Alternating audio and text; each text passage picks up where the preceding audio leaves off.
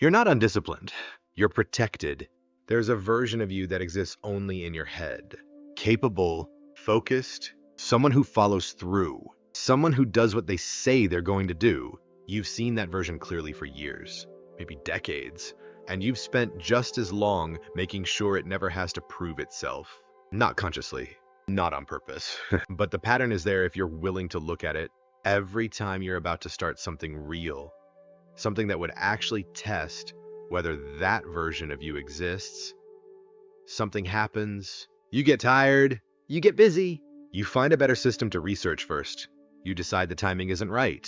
You tell yourself next week. Next week arrives and you do it again. Think about the last time you genuinely committed to something, not the version where you downloaded the app and set up the system and told one person about it. The version where you did the work consistently, without enthusiasm, without momentum, without feeling like it, for weeks, not days. Most people can't find that memory, and the absence of it isn't laziness. It's information. I want to be careful here because I don't think this applies to everyone in the same way. I've watched enough people struggle with exactly this to know the pattern runs deeper than motivation or habit. But for some people, the gap between who they believe they are and what they actually produce isn't random. It's structural. And Carl Jung identified that structure with uncomfortable precision about 70 years ago. He wasn't writing a self-help book. He was writing about the most dangerous thing he kept seeing in the people he worked with. People who were intelligent, capable by any external measure, and completely unable to close the gap between their image of themselves and their actual lives.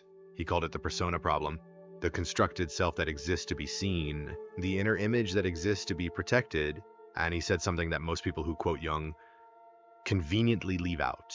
He said the persona, the idealized image we carry of ourselves, becomes most dangerous not when it fails, but when it succeeds at protecting itself indefinitely, when you never have to test it, when you keep it safe, intact, permanently possible. That's not potential. That's a defense mechanism wearing potential's clothes. And there's a second layer to this. It's worse. Jung published The Undiscovered Self in 1957, not as philosophy, not as theory, as a warning.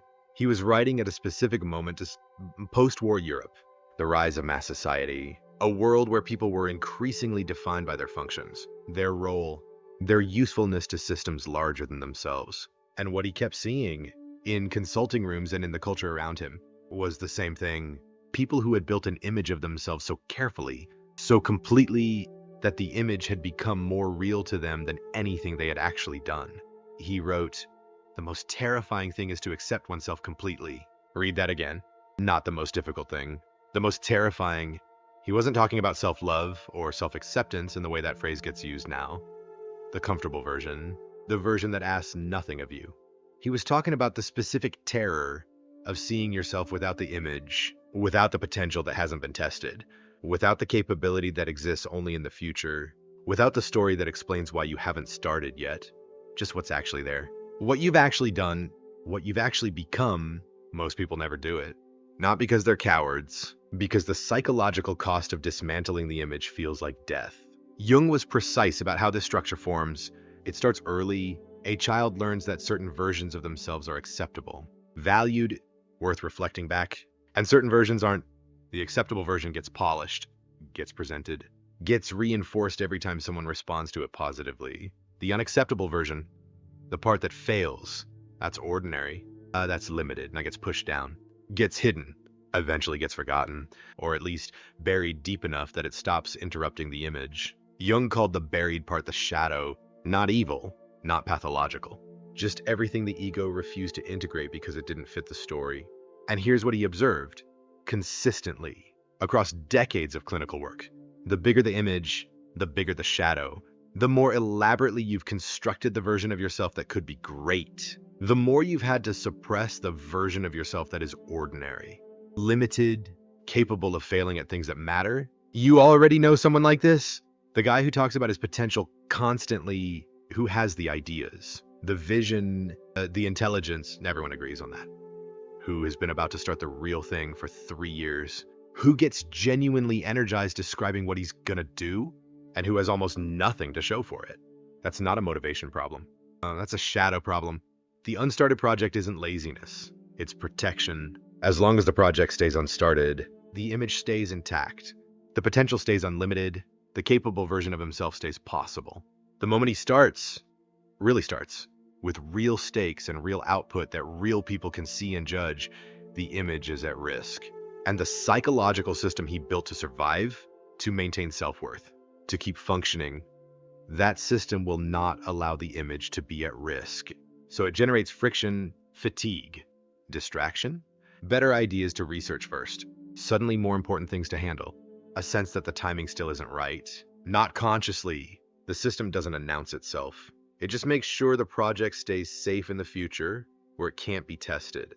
Maybe I'm wrong about how universal this is. I've watched it enough to stop being surprised by it, but I can't tell you with certainty that this is everyone's story. What I can tell you is what Jung said about the people it does describe. He said the persona, the constructed image, is a kind of mask, designed on the one hand to make a definite impression upon others, and on the other to conceal the true nature of the individual. That second part is the one nobody reads carefully. To conceal the true nature, not from other people, from yourself. The image isn't just something you show the world. It's something you show yourself every morning so you can keep going. So you can keep believing that the capable version is real. So you can keep deferring the test that would confirm it or end it. And the messed up part is this. The longer you defer the test, the more the image needs protecting because you've invested more in it now. Years more, decades more. The cost of finding out it isn't real gets higher every year you wait. So you wait another year, and the system that was supposed to protect you starts to run your life. You're not running it. The image is, and that's not even the worst part. The worst part is what this does to the people around you, and what it eventually does to the image itself when the protection finally fails. We'll get there. The most terrifying thing is to accept oneself completely. Carl Jung. Here's what nobody in the productivity space will tell you. Every system you've ever tried didn't fail because it was the wrong system. It failed because it was the right system for the wrong problem.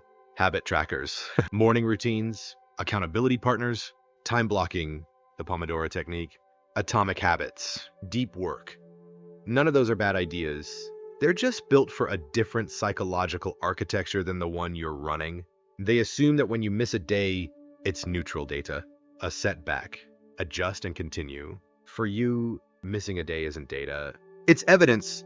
Evidence that the capable version of yourself, the one you've been protecting, might not be real. So your system doesn't just fail, it collapses, not slowly, fast. And then you disappear from it completely. And then 3 weeks later, you're researching a better system. Jung saw this pattern in his clinical work and identified something the productivity industry has spent decades pretending isn't true. Behavioral interventions cannot reach structural psychological defenses. You can't habit stack your way out of a shadow problem. You can't time block your way past a protection mechanism that formed before you were old enough to name it. The tools work on the surface. The structure lives underneath. And every time you try to force the surface to change without addressing the structure wins. Every single time, without exception. That's not a motivational statement. That's just what Jung kept documenting. Here's the specific way it shows up in your life right now. You have a project, something real, something that would actually require the capable version of you to show up consistently. You've started it before, maybe several times. Each time, the first few days are genuine, the energy is real, the intention is real. Then something shifts, not dramatically, just slightly. The work starts to feel less urgent. Other things start to feel more important. You start to notice everything that's wrong with your approach before you've given it enough time to work. You don't decide to stop, you just gradually stop. And then you feel the familiar weight of it, the one that sits in your chest for a few days, the one you don't talk about. The gap between who you told yourself you were going to be and what you actually did. You've felt that weight enough times now that you've started building around it. You make smaller commitments. You tell fewer people. You hedge more. You qualify your intentions before you've even started. I want to work on. Ideally, I'd like to, not because your ambition shrank, because you've learned not to invest fully in something you expect to abandon. And the person who taught you to expect that was you. Every restart that ended the same way deposited something into your understanding of yourself. Not consciously, just quietly, over years. until the gap between who you believe you are and what you have actually built stopped surprising you. That's the real cost, not the unfinished projects, not the wasted money on courses and tools. The cost is the relationship you now have with your own intentions. You make a plan, and somewhere underneath the plan, there's a voice that already knows how this ends. You don't argue with it anymore. You've stopped arguing with it. That's how you know it's been there long enough. Jung wrote in Modern Man in Search of a Soul that the most common form of despair is not knowing who you are. Not dramatic despair, not crisis. Just the low-grade persistent feeling that the version of yourself you keep describing to people, the capable one, the one who's about to get serious, has never actually shown up, and you've started to wonder if it exists. It does, but not in the place you've been looking for it. It's not in the next system. It's not waiting for better conditions. It's not going to arrive when the timing is finally right. It's on the other side of the test you've been refusing to take. The one where you start something real and let it be imperfect and keep going anyway. Not because it feels good, because you said you would. The person who just thought, I know, I just need to start. That thought has occurred to you before. Many times, and you didn't start. So the thought isn't the problem. The thought has never been the problem. The protection mechanism doesn't care about your thoughts. It only responds to action sustained long enough to actually threaten the image. And that's not even the part that stings most. The part that stings is that you already knew all of this. Some version of this has been sitting in the back of your mind for a long time. You've read about it, heard about it, recognized it in other people. You just kept finding reasons why it didn't quite apply to you. That's the structure talking. It's very good at sounding like you. So where does that leave you? Not with a solution, not with a system, not with 3 actionable steps to finally become the person you've been describing for the last 5 years. You've had enough of those. What you have now, if you've been honest with yourself through this video, is something more uncomfortable and more useful than a solution. You have a name for it, not laziness, not lack of discipline, not the wrong morning routine, a protection mechanism, built early, running quietly, costing you everything. It was designed to protect. Jung spent decades watching intelligent people arrive at the end of productive lives, having never closed the gap between who they believed they were and what they actually built. Not because they were weak, because they were defended. And the defense worked so well that by the time they understood what it had cost them, the cost was already paid. He wrote in The Undiscovered Self, "That which we do not bring to consciousness appears in our lives as fate." Read that slowly. Not fate in the dramatic sense. Fate in the sense of the thing that keeps happening to you.